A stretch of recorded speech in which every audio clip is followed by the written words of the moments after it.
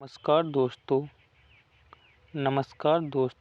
Welcome to back my YouTube channel easy exam.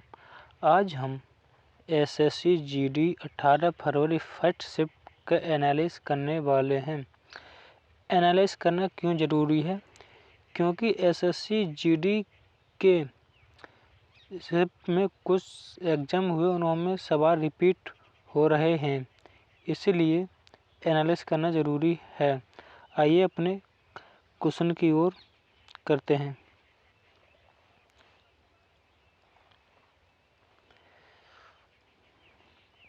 निम्नलिखित में से कौन सा अनुच्छेद अंतर्राष्ट्रीय जल विवादों से संबंधित है?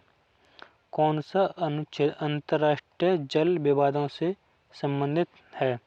अनुच्छेद 262। अंतर्राष्ट्रीय जल विवाद होने के कई कारण हो सकते हैं। जल का बंटवारा, जल की मांग में वृद्धि, राज्यों का अपनी सीमा के अंदर बहने वाली नदियों के पानी का ज़्यादा इस्तेमाल करना, राज्यों का अपनी कानूनी और राजनीतिक शक्ति का इस्तेमाल करना, जल संसाधनों का असमान वितरण, सूखा और बाढ़ जैसी प्राकृतिक आपदाएं। भारत में अंतर्राष्ट्रीय जल विवाद में कुछ उदाहरण: कावेरी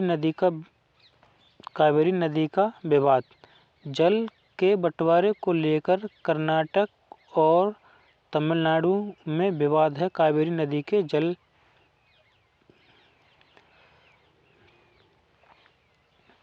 गोदावरी नदी के पानी के बंटवारे को लेकर महाराष्ट्र, आंध्र प्रदेश, उड़ीसा, मध्य प्रदेश और कर्नाटक के बीच विवाद है। लव एंड ड्यूस शब्द का प्रयोग किस खेल में होता है? टेनिस खेल में इन शब्दों का प्रयोग होता है। कुछ खेलों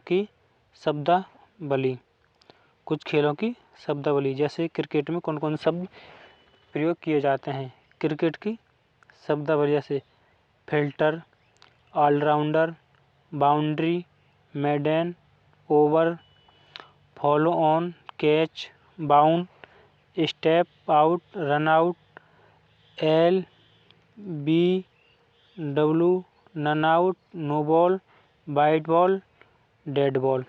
फुटबॉल में प्रयोग होने वाले शब्द: goal, penalty, header, dribble, offside, move, hattrick, bowl, left out, right out. Badminton में प्रयोग होने वाले कुछ शब्द जैसे baseline, carry, service court, forehead, backhead, smash, hit, drop net, ये कुछ शब्द हैं। अब टेनिस में प्रयोग होने वाले शब्द, टेनिस खेल में प्रयोग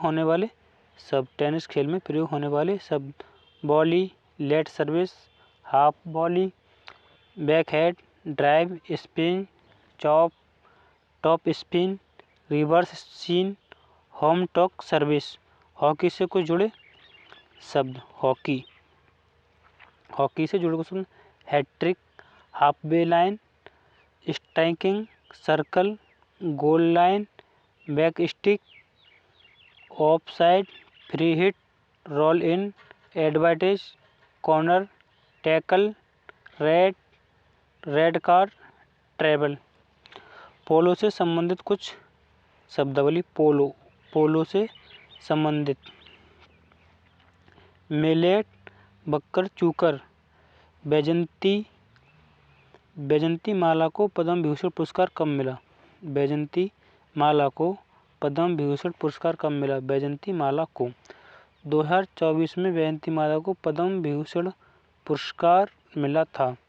यह एसएससी जीडी के लिए बहुत ही महत्वपूर्ण सवाल है, क्योंकि स्टैटिक जीके पर अधिक सवाल पूछे जाते हैं, इसलिए जीके जीएस में कम नंबर हो पाते हैं। इसलिए आप जीके जीएस पर खास करके स्टैटिक जीके का अधिक रोल होता है एसएससी एग्ज़ाम में। इसलिए आपको ये ज़रूरी है।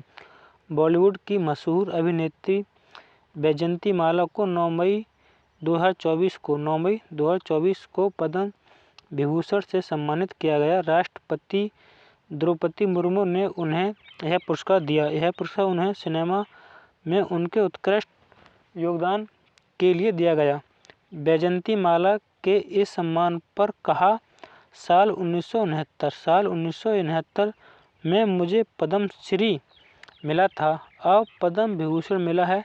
मैं बहुत खुश हूँ और आभारी हूँ। ये मेरे लिए बहुत बड़ी बात है।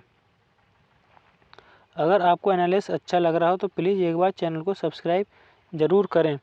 वैजयंती माला के बारे में कुछ खास बातें। वैजयंती माला कुछ खास बातें जो कि एग्जाम के लिए महत्वपूर्ण हैं, इसलिए आपको एनालिसिस ज़रूरी करना है। साल 1957 में उन्हें फिल्म फेयर सर्वश्रेष्ठ सहायक अभिनेत्री पुरस्कार मिला था। साल 1959 में उन्हें फिल्म फेयर सर्वश्रेष्ठ अभिनेत्री पुरस्कार मिला। साल 1962 में उन्हें फिल्म फेयर सर्वश्रेष्ठ अभिनेत्री पुरस्कार मिला। साल 1965 में उन्हें फिल्म फेयर सर्वश्रेष्ठ अभिनेत्री पुरस्कार मिला था। साल 1970 में उन्हें फिल्मों से संन्यास ले लिया था। साल 1969 में, ये डेट ध्यान रखनी है, 1969 में फिल्मों से संन्यास ले लिया था। किसने? वैजयंती माला ने। आपका अगला सवाल, अक्टूबर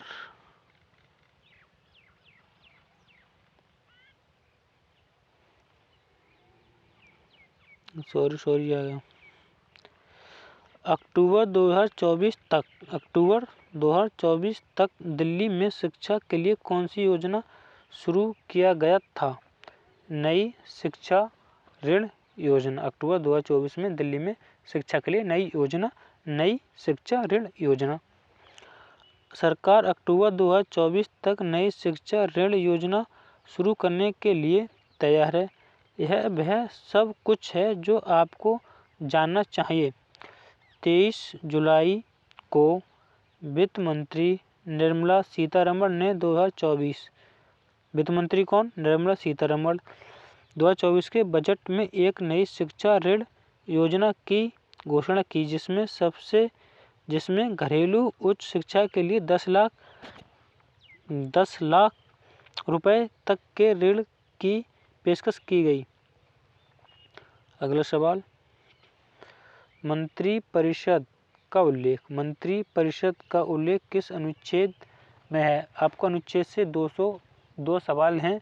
एक अनुच्छेद 262 अंतर्राष्ट्रीय जल विवाद के लिए। एक मंत्रिपरिषद का उल्लेख किस अनुच्छेद में है? अनुच्छेद 75। अनुच्छेद 75 भारतीय संविधान 1950। प्रधानमंत्री की नियुक्ति राष्ट्रपति द्वारा की जाएगी और अन्य मंत्रियों की नियुक्ति राष्ट्रपति द्वारा प्रधानमंत्री की सलाह पर की जाएगी। नंबर 2, मंत्री राष्ट्रपति के पश्चात पद धारण करेंगे। नंबर 3, मंत्रिपरिषद सामूहिक रूप से लोकसभा के प्रति उत्तरदायी होगी। आपका अगला पॉइंट, सबसे ज़्यादा शिलालेख किस राजा का मिला है? तो सबसे ज़्यादा शिलालेख किसके हैं? आइए, सम्राट अशोक के सबसे ज़्यादा शिलालेख हैं। अशोक के शिलालेख कई तरह के हैं, जैसे लघु शिलालेख, प्रमुख शिलालेख, स्तंभ शिलालेख, गुहा शिलालेख वगैरह। यह शिलालेख भारत, पाकिस्तान और अफगानिस्तान में पाए गए हैं। अशोक के शिलालेख की प्रमुख विशेषताएं। अशोक के शिलालेख प्राकृतिक ग्रीक और अरमाइक भाषा में लिखे गए हैं। अशोक के शिलालेखों से मौर्यकालीन प्रशासन की जानकारी मिलती है। अशोक के शिलालेखों से पता चलता है कि अशोक ने धम्म नीतियाँ लागू की थीं। अशोक के शिलालेख में बौद्ध श्रमण के साथ ब्राह्मण को दान देने की बात मिलती है। अशोक के शिलालेखों के प्रकार। लघु शिलालेख, यह शिलालेख अशोक के शासन काल के आरंभ में उत्कीर्ण किए गए थे। प्रमुख शिलालेख, इन शिलालेखों की संख्या 14 है। प्रमुख स्तंभ शिलालेख, ये शिलालेख अशोक के शासनकाल के अंत में अंकित किए गए थे। आपका अगला सवाल, अगर हमारा एनालिसिस आपको अच्छा लग रहा हो तो प्लीज़ एक बार चैनल को subscribe, like, comment and share करना ना भूलें। आइए अपना अगला सवाल कौन सा? 1917 में सरोजिनी नायडू की तरह की संस्था की स्थापना की गई। अखिल भारतीय महिला सम्मेलन। रेडियोधर्मिता की खोज किसने किया था? मैडम क्यूरी ने। आपका अगला, मैडम क्यूरी ने रेडियम और पोलोनियम की खोज की थी। ये दोनों रेडियोधर्मी तत्व हैं। रेडियोधर्मिता की खोज फ्रांसीसी भौतिक विज्ञान हेनरी बेकेरेल ने की थी। साल 1896 में उन्हें इस खोज की घोषणा की थी। साल 1903 में बेकेरेल को मैरी और पियरे क्यूरी के साथ मिलकर भौतिकी का नोबेल पुरस्कार से सम्मानित किया गया था। 1903 में। रेडियोधर्मिता की खोज कैसे हुई? बेकेरेल ने फोटोग्राफिक प्लेट को काले कागज में लपेटा और अंधेरे में चमकने वाले फास्फोरस सॉल्ट को उस पर डाला। फिर उन्होंने यूरेनियम सॉल्ट इस्तेमाल किया और पाया कि प्लेट काली हो गई। ये उन्होंने प्रतिक्रिया की रेडियोधर्मी खोज करने के लिए। 2022 में बैडमिंटन में अर्जुन पुरस्कार किसे दिया गया था? लक्ष्य सेन। 2022 में बैडमिंटन में अर्जुन पुरस्कार लक्ष्य सेन को दिया गया था। अर्जुन पुरस्कार की शुरुआत साल 1961 में हुई थी। यह पुरस्कार भारत सरकार खेल के क्षेत्र में उत्कृष्ट प्रदर्शन करने वाले खिलाड़ियों को देती है। यह भारत का दूसरा सबसे बड़ा खेल सम्मान है। पहला कौन सा है? मेजर ध्यानचंद सबसे बड़ा खेल पुरस्कार। अर्जुन पुरस्कार की कुछ खास बातें। इस पुरस्कार की स्थापना प्राचीन भारतीय महाकाव्य महाभारत के मुख्य नायक अर्जुन के नाम पर की गई थी। इस पुरस्कार में अर्जुन की कांस्य प्रतिमा, प्रमाण पत्र और नगद पुरस्कार दिया जाता है। इस पुरस्कार को युवा और खेल मंत्रालय वित्त पोषित करता है। भारत सरकार द्वारा दिए जाने वाले खेल पुरस्कार ये हैं। मेजर ध्यानचंद खेल रत्न पुरस्कार है भारत का सबसे बड़ा पुरस्कार है खेल संबंधित। दूसरा अर्जुन पुरस्कार। तीसरा द्रोणाचार्य पुरस्कार। तेजिंग नोर्गे राष्ट्रीय सहायक पुरस्कार।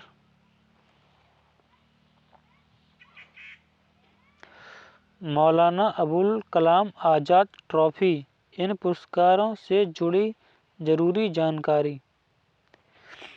मेजर ध्यानचंद खेल रत्न को भारत का सर्वोच्च खेल पुरस्कार माना जाता है। यह पुरस्कार 4 सालों में खेल में बेहतरीन प्रदर्शन करने वाले खिलाड़ियों को दिया जाता है। अर्जुन पुरस्कार 4 सालों में लगातार अच्छा प्रदर्शन करने वाले खिलाड़ियों को दिया जाता है। द्रोणाचार्य पुरस्कार अंतर्राष्ट्रीय आयोजनों में पदक जीतने वाले कोच को दिया जाता है। तेनजिंग नोर्गे राष्ट्रीय सहायक पुरस्कार सहायक खेलों में बेहतरीन प्रदर्शन करने वाले को दिया जाता है। मौलाना अबुल कलाम आज़ाद ट्रॉफी खेलो इंडिया यूनिवर्सिटी गेम में बेहतरीन प्रदर्शन करने वाले विश्वविद्यालय को दिया जाता है। सरोजिनी नायडू की तरह कौन सी सभा का निर्माण किया गया? अभी तो ये आ गया था, अखिल भारतीय महिला सम्मेलन। इनके जानकारी ज़्यादा। नायडू ने 1917 में महिला भारत एसोसिएशन की स्थापना की। एनी वेस्ट की सहायता। सरोजिनी नायडू एक भारतीय कवयित्री थी, राजनीतिक कार्यकर्ता और स्वतंत्र सेनानी थी। वे भारत की पहली महिला राज्यपाल थी। और भारतीय राष्ट्रीय कांग्रेस की पहली महिला अध्यक्ष। ये पॉइंट याद रखने हैं 2। जन्म और स्थान। सरोजिनी नायडू का जन्म और स्थान। सरोजिनी नायडू का जन्म 13 फरवरी 1879 को हैदराबाद में हुआ था। उन्होंने मद्रास, लंदन और कैम्ब्रिज में पढ़ाई की। लंदन में रहते हुए उन्होंने मताधिकार के लिए काम किया। राजनीतिक जीवन। वे भारतीय स्वतंत्रता आंदोलन में सक्रिय रूप में शामिल नहीं। उन्होंने असहयोग आंदोलन, नमक सत्याग्रह और भारत छोड़ो आंदोलन में भाग लिया। वे 1925 में कांग्रेस अध्यक्ष बनी। 1947 में आज़ाद भारत की संयुक्त प्रांत की राज्यपाल बनी। उनका साहित्यिक जीवन।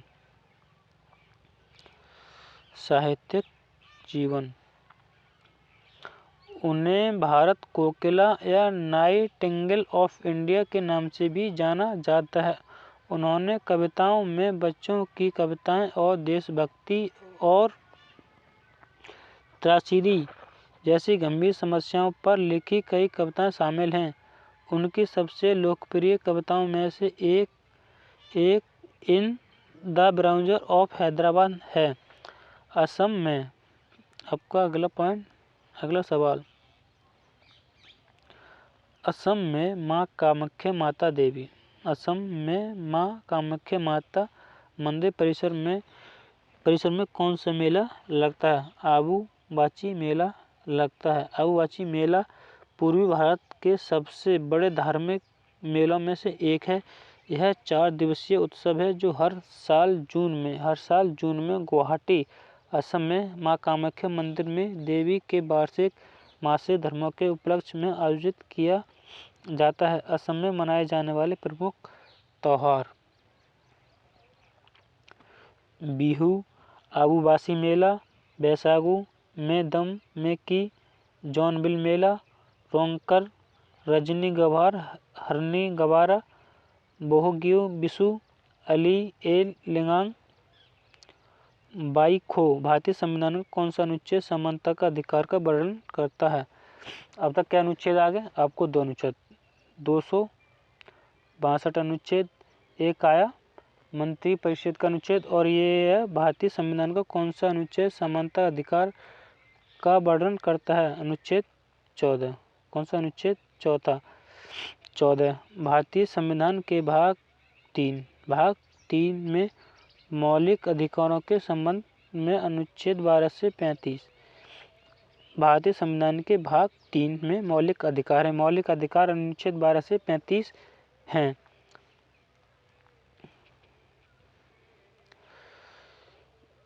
मौलिक अधिकारों के अनुच्छेद: समानता का अधिकार अनुच्छेद 14 से 18 तक है।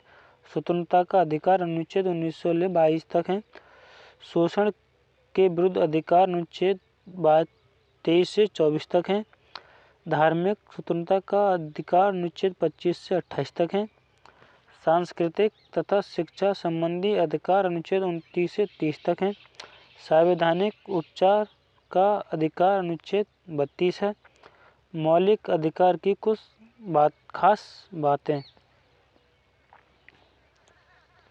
यह कानूनी अधिकार के विपरीत संविधान द्वारा गारंटी और सुरक्षा प्राप्त है। यह असीमित नहीं लेकिन बाध योग्य है। राज्य उन पर उचित प्रतिबंध लगा सकता है लेकिन इसका फैसला अदालत करती है। मौलिक अधिकारों से असंगत या उनका अल्पीकरण करने वाली विधियां शून्य होंगी। राष्ट्रीय आपात के दौरान इन्हें निलंबित किया जा सकता है।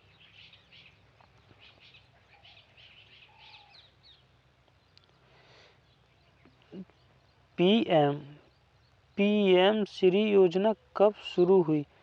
PM school for rising India का उद्देश्य मौजूदा स्कूलों की गुणवत्ता रूप से मजबूत करना और राष्ट्रीय शिक्षा नीति 2020 के कार्यान्वयन को प्रदर्शन करना और उन्हें समय के साथ अनुसरणीय स्कूल बनाना। भारत सरकार द्वारा वर्ष 2022 में शुरू की गई पीएम श्री योजना एक केंद्र समर्थित पहल है, जिसे राष्ट्रीय शिक्षा नीति NEP 2022 के कार्यान्वयन को प्रदर्शित करने हेतु वर्तमान स्कूल में सुधार करके लगभग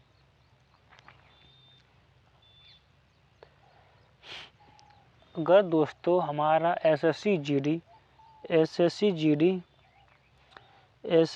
GD का एनालिसिस पसंद आया हो तो प्लीज़ हमारे चैनल को सब्सक्राइब एंड लाइक कमेंट करना ना भूलें, जिससे हम आपको लाने वाली अलग वीडियो और ला सकें। Thanks dear.